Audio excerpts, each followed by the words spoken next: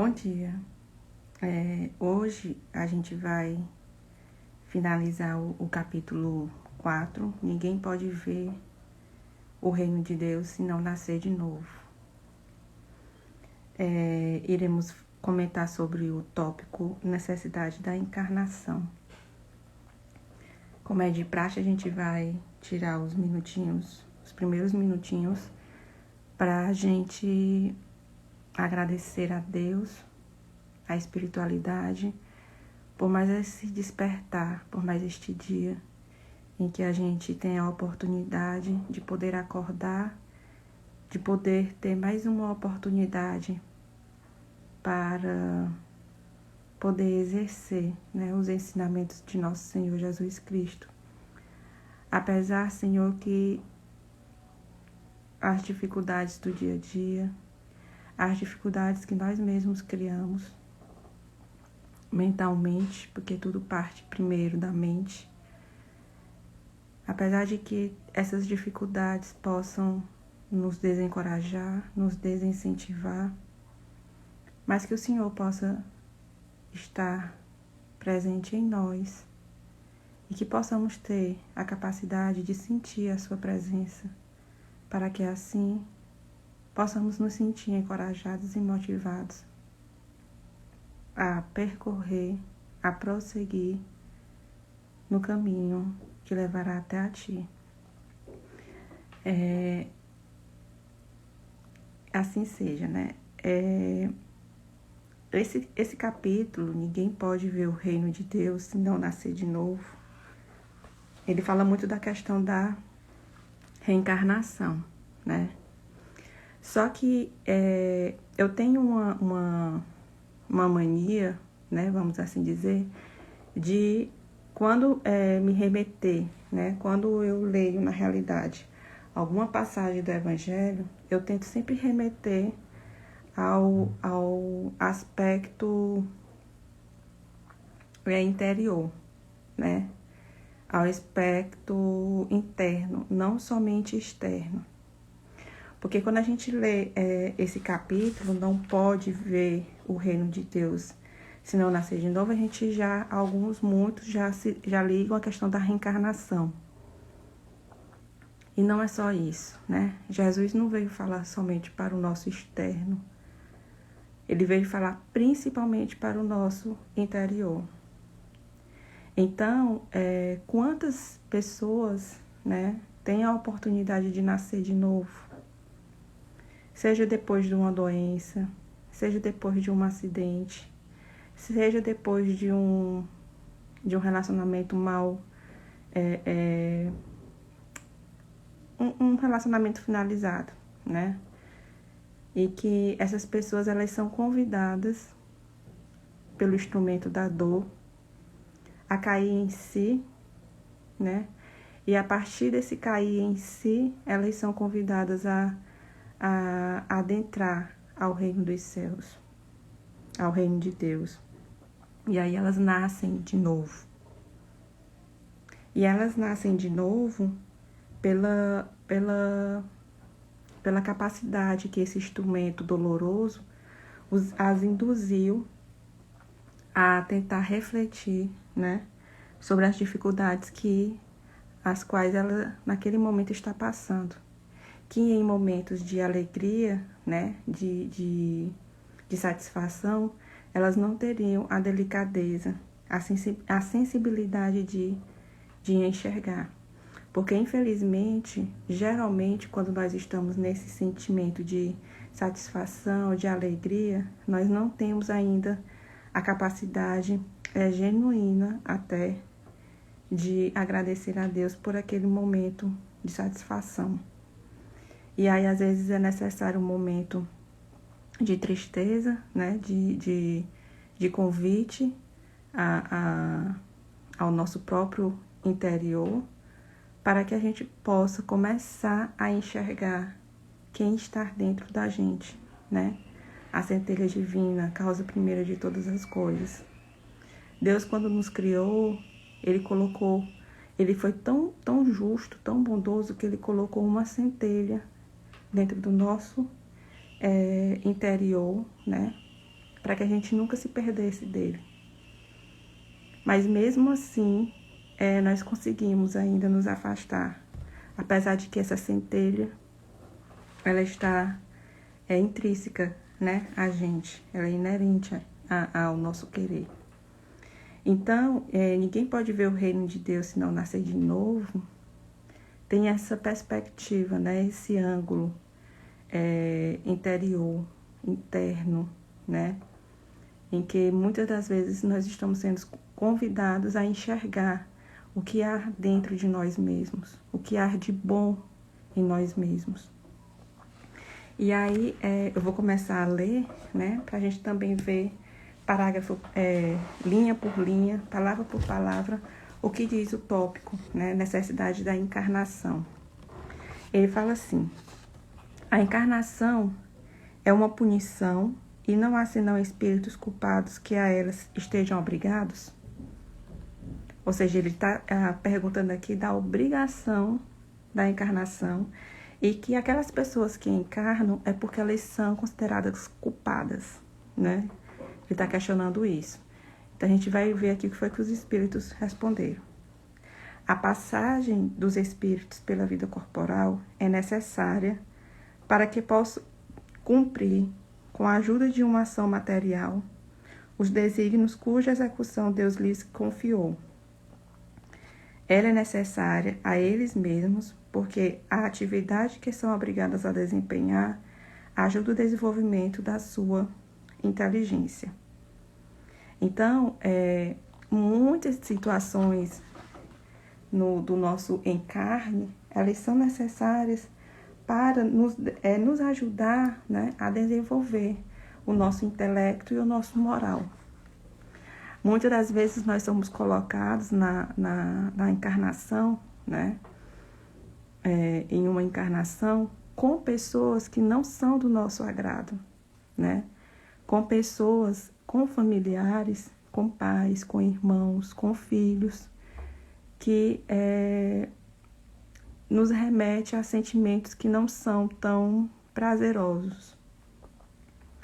E aí, às vezes, a gente fica se questionando, às vezes a gente fica se perguntando, às vezes a gente fica se cobrando, se culpando, porque não conseguimos ter, né, aquele sentimento que normalmente deveria se ter para com um familiar. Mas aí é que está, né? Aí é que está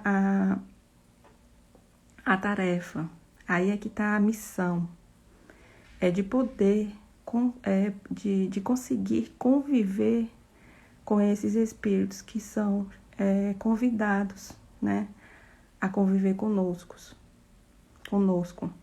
E aí, de certa forma, em algum momento, anuviar, aliviar, atenuar, dar um ar leve a essa relação que anos e anos e anos posteriores foi tentado e não se conseguiu ter êxito. E muitas das vezes essas pessoas que estão ao nosso lado, né, que nos dão trabalho, né, não trabalho no sentido só material, mas um trabalho mesmo moral, que você consegue detectar que aquele ente, você tem uma certa repulsa, né, até você tem uma certa dificuldade de se relacionar, é justamente aquela oportunidade que você está tendo como presente nesta reencarnação, de poder estreitar os laços, de poder esquecer o passado, de poder se dar uma oportunidade de amar.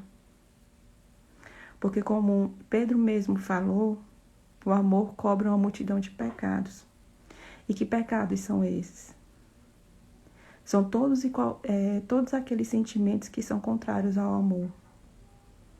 Pecado, o verdadeiro pecado é esse. É quando a gente sente inveja, quando a gente sente raiva, quando a gente sente ódio, quando a gente não quer o bem para o nosso próximo, para o nosso irmão. sendo que todos nós participamos de uma família espiritual e que devemos nos amar espiritualmente. Então, essas pessoas, esses familiares que foram colocados no nosso seio familiar e que nos fazem, né, sentir esses sentimentos contraditórios, esses sentimentos de repulsa, como eu acabei de falar, são justamente oportunidades que a gente está tendo, um presente, né, essa reencarnação, de poder aparar as arestas, né? De pelo menos começar o trabalho de aparar as arestas. E aí, de mãos dadas, seguir adiante. E aí ele continua: Deus, sendo soberanamente justo, deve considerar igualmente a todos os seus filhos. É por isso que dá a todos o mesmo ponto de partida, a mesma aptidão, as mesmas obrigações a cumprir e a mesma liberdade de agir. Todos nós somos filhos de Deus. Não adianta a gente querer ter o pensamento que nós temos, né? Não adianta querer transferir esses pensamentos para Deus, né? Para o Criador.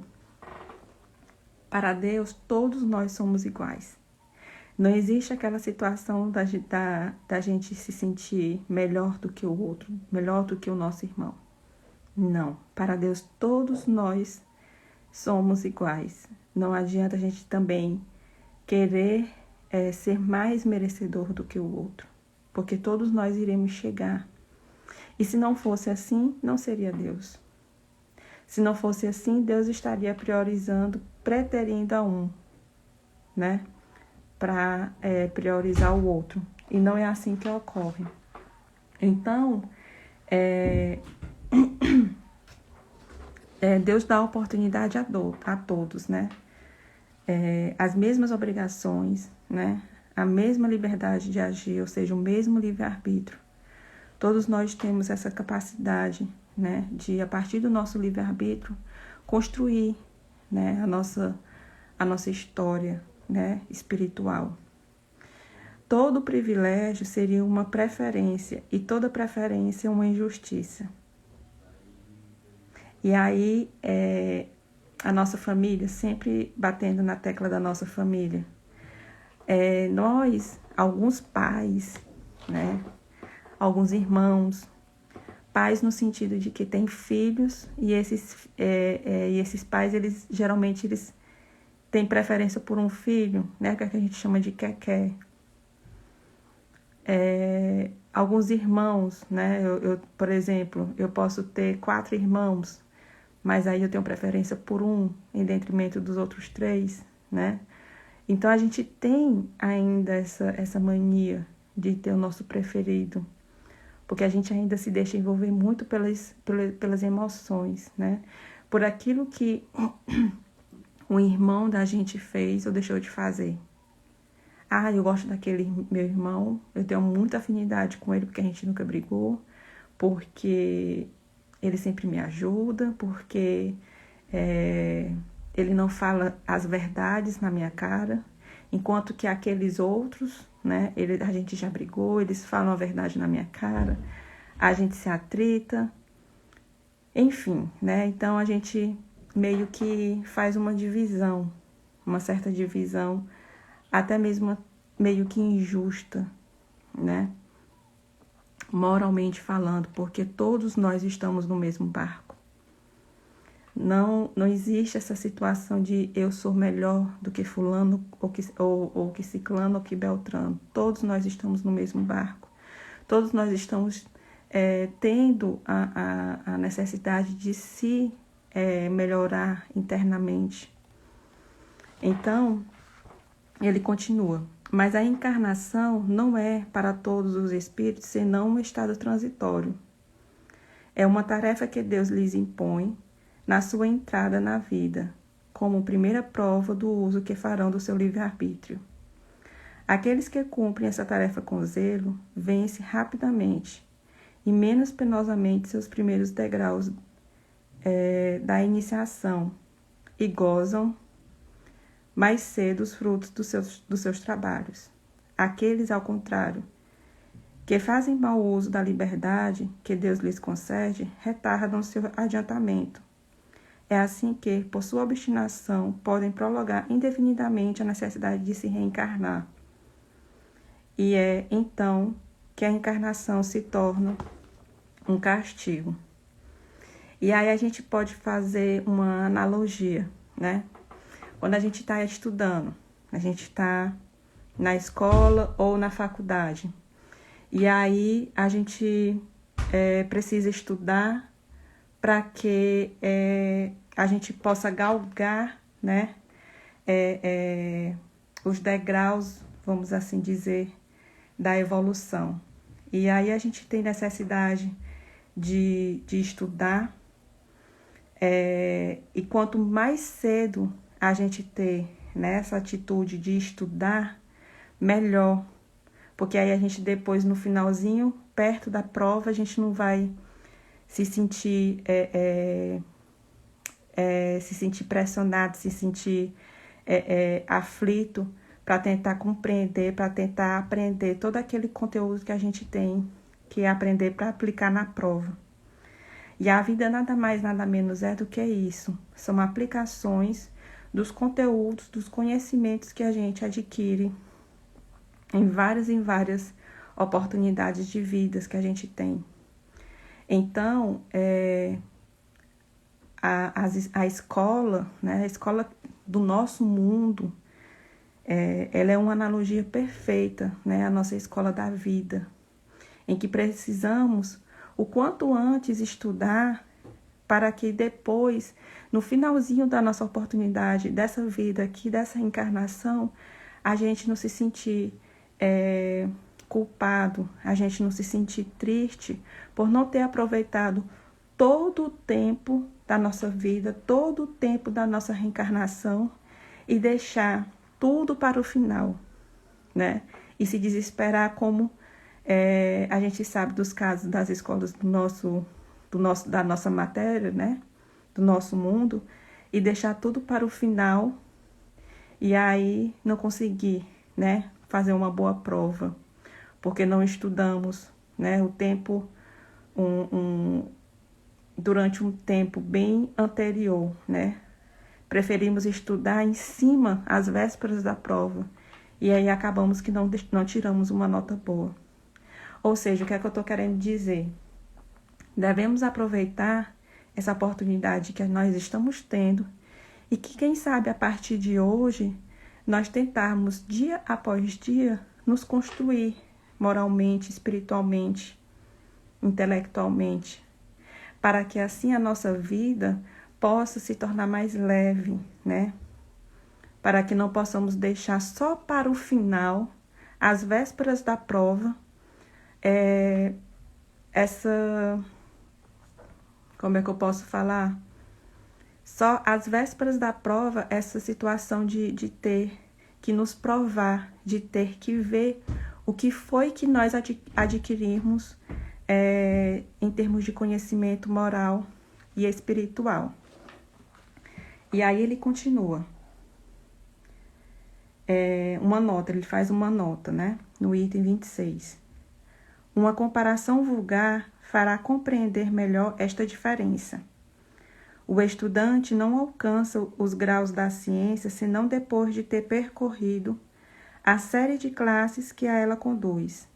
Essas classes, qualquer seja o trabalho que exijam, são um meio de atingir o fim e não uma punição. O estudante laborioso abrevia a caminhada e nela encontra menos espinhos. Ocorre de outro modo para aquele que negligencia e preguiça obrigam a recomeçar certas classes. Não é o trabalho da classe que é uma punição, mas a obrigação de recomeçar o mesmo trabalho. Então, por exemplo, eu gosto muito de um exemplo que nós somos comparados a trens em que estamos nos trilhos, né? E esses trilhos vão nos levar, né, à plenitude divina, né, ao auto-encontro, né, ao auto-reconhecimento. E aí, em algum momento da nossa vida, esse trem que somos nós, saímos do percurso dos trilhos da vida. E aí, para que a vida possa prosseguir, é necessário o quê? É necessário que alguém pegue esse trem da vida, que somos nós, e recoloque nos trilhos para que assim possa dar prosseguimento. O fato de você ter que pegar, né, ter que se pegar como o trem da vida e colocar nos trilhos para que possa assim ter o percurso natural a caminho da evolução, não é um castigo, né? Não se deve ter um sentimento de culpa com relação a essa atitude. Pelo contrário, a atitude de você pegar esse trem e colocar nos trilhos da vida é uma oportunidade que você está tendo de, como eu falei bem no início da nossa live, de recomeçar, de poder recomeçar e continuar, né, naquele percurso, naquele trilho, né, que você foi programado, que nós todos fomos programados, né? Todos nós temos os nossos trilhos da vida e todos eles levarão a nosso Senhor Jesus Cristo. Porém, por escolha de muitos, né, por a escolha de cada um, existem trilhos que são mais tortuosos, né? Porque, infelizmente, a gente deixou para estudar às vésperas da prova. Existem trilhos que são mais leves, né? Em que as paisagens que podem ser enxergadas dentro do trem são mais leves, são mais bonitas. Por quê? Porque essa pessoa, esse trem, né? Ele teve a preocupação, né? Teve o cuidado de sempre tentar se regenerar, se transformar como pessoa. Então, essas classes, né, como ele fala aqui, qualquer que seja o trabalho que exijam, são um meio de atingir o fim e não uma punição. Não é punição pegar o trem e recolocar nos trilhos, de forma alguma. É uma oportunidade que você, que eu, que todos nós estamos tendo de ir